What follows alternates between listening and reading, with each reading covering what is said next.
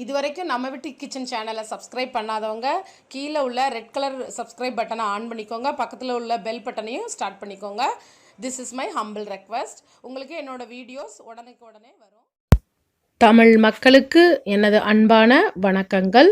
இன்றைக்கு முளை கட்டிய தானிய பயிர்களை வச்சு எப்படி குழம்பு வைக்கிறதுன்னு பார்க்கலாம். இது கொஞ்சம் மும்பை ஸ்டைல் கறிங்க, ரொம்ப டேஸ்ட்டாக இருக்கும். பாருங்கள், நான் நிறைய வெரைட்டிக்குள்ளே பயிர் வகைகளை எடுத்து வச்சுருக்கிறேன். நல்லா முளைச்சிருக்கு பாருங்கள்.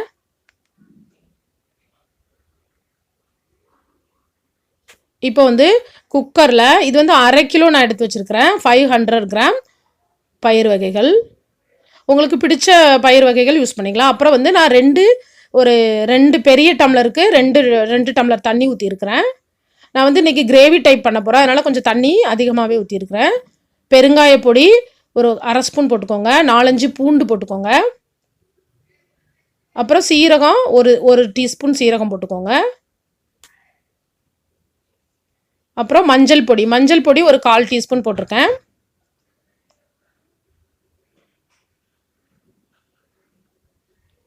இதில் சுண்டலும் பட்டாணியும் இருக்கிறதுனால நம்ம குக்கரில் விசில் வைக்க வேண்டியதாக இருக்குது. இல்லைன்னா வைக்கணும்னு அவசியம் இல்லை. உப்பு ஒரு 1/2 டீஸ்பூன் இப்போ போட்டுக்கலாம். அப்புறம் திரும்ப நம்ம செக் பண்ணிவிட்டு போட்டுக்கலாம்.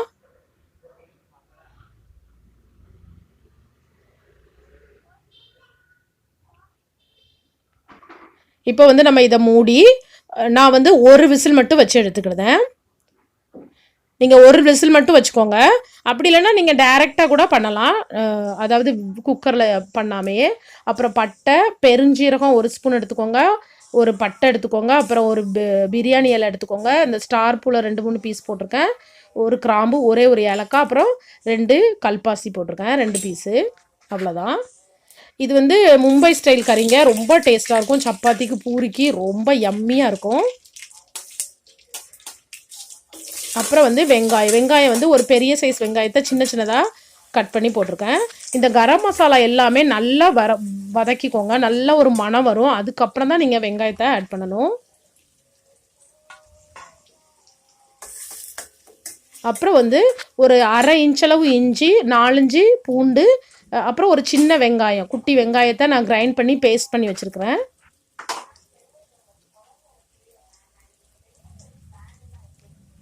இப்போ கொஞ்சோண்டு கருவேப்பிலை போட்டிருக்கேன், ட்ரை கறி லீஃப். நீங்கள் ஃப்ரெஷ்ஷாக இருந்தால் அதுவும் போட்டுக்கலாம். இப்போ இதை நல்லா வதக்கிக்கலாம். பாருங்கள், நல்லா வதங்கினதுக்கப்புறம் இது நான் சொன்னால இஞ்சி, பூண்டு, ஒரு வெங்காயம், சின்ன வெங்காயம். இஞ்சி ஒரு 1/2 இன்ச் அளவு எடுத்துக்கோங்க. ஏன்னா நம்ம 1/2 கிலோ பருப்பு யூஸ் பண்ணுறோம், அதாவது இந்த முளைகட்டிய பயிர்கள். ஸோ 1/2 இன்ச் எடுத்துக்கோங்க. பூண்டு ஒரு 4-5 பல், அப்புறம் ஒரு வெங்காயம். இப்போ இங்கே பாருங்கள், நல்லா வெந்ததுக்கப்புறம் இது தக்காளி பழம் நான் 2 பெரிய சைஸ் தக்காளி பழம் எடுத்துருக்கிறேன். நல்ல கனிஞ்ச பழமாக 2 ரொம்ப பெரிய சைஸு அல்லது 3 பழம் எடுத்துக்கோங்க. உங்களுக்கு தக்காளி பிடிக்கலை அப்படின்னா நீங்கள் கம்மியாக யூஸ் பண்ணிக்கலாம். ஒரு 2 பழம் யூஸ் பண்ணிக்கலாம், சின்ன பழமாக. நான் கொஞ்சம் 2 பெரிய பழம் யூஸ் பண்ணியிருக்கேன். பாருங்கள், நல்லா குக் ஆகிட்டு தக்காளி அந்த மசாலா. இப்போ அந்த தக்காளி எல்லாமே இப்போ நான் சில்லி பவுடர் ஒரு ஃபுல் ஸ்பூன் போட்டிருக்கேன். அப்புறம் கொத்தமல்லி பொடி 1/2 ஸ்பூன் போட்டிருக்கேன்.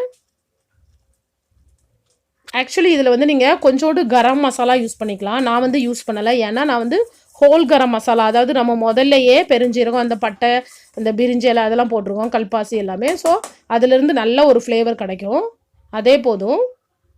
நம்ம ரொம்ப மசாலா இதில் ஆட் பண்ணுறதுனால நம்ம பயிர் வகையிலிருந்து கிடைக்கக்கூடிய ஒரு மனம், அந்த சத்து எல்லாமே குறைய ஆரம்பிச்சிடும். அதாவது ஒரே மசாலாவாக இருக்கிறது நல்லதில்லை. பாருங்கள், இது ஒரு விசில் வேணாம்னா எப்படி இருக்குது பாருங்கள். ஒரு விசில் மட்டும் வச்சு எடுத்துக்கோங்க நீங்கள். இது நான் கொஞ்சம் கிரேவி டைப்பாகவே பண்ணியிருக்கேன். உங்களுக்கு ட்ரையாக வேணும்னா நீங்கள் தண்ணி குறைய ஊற்றிட்டு சேம் இதே மெத்தடை பண்ணலாம். இது சப்பாத்தி, பூரிக்கு சாப்பிட்றதுக்கு ரொம்ப நல்லாயிருக்கும். அந்த ஜூஸ், அந்த கிரேவியில் நல்ல ஒரு அந்த பயிரோட மனம் அப்படியே இருக்கும், டேஸ்ட்டு எல்லாமே. இப்போ நம்ம ஆல்ரெடி இதை குக் பண்ணியிருக்கோம். லைட்டாக ஒரு கொதிச்சா போதும். இப்போ நான் கொத்தமல்லி இலை போட்டிருக்கேன். நான் இன்னொரு ரெசிபியில் இதை ட்ரையாக எப்படி பண்ணுறதுன்னு பண்ணி காமிக்கிறேன். இப்போ தேவையான அளவு உப்பு ஆல்ரெடி நான் போட்டிருக்கேன். இப்போ கிரேவியில் கொஞ்சோண்டு ஆட் பண்ணியிருக்கேன், அவ்வளோதான். அப்புறம் வந்து இந்த இதை வந்து எப்படி நீங்கள் இந்த முளைக்க வைக்கணும் அப்படின்னா, நல்லா வாஷ் பண்ணிவிட்டு ஓவர் நைட்டு ஒரு நல்ல காட்டன் டவலில் கட்டி ஒரு இடத்துல வச்சிட்டிங்கன்னா, அல்லது அதாவது உங்கள் வீட்டில் எங்கே சூடு அதிகமாக இருக்குமோ அந்த இடத்துல வச்சிட்டிங்கன்னா 2-3 நாளையில் நல்லா நல்லா முளைச்சி இருக்கும். இது வரைக்கும் பொறுமையாக என்னோடய ரெசிபி பார்த்ததுக்கு ரொம்ப ரொம்ப நன்றி. Thank you so much.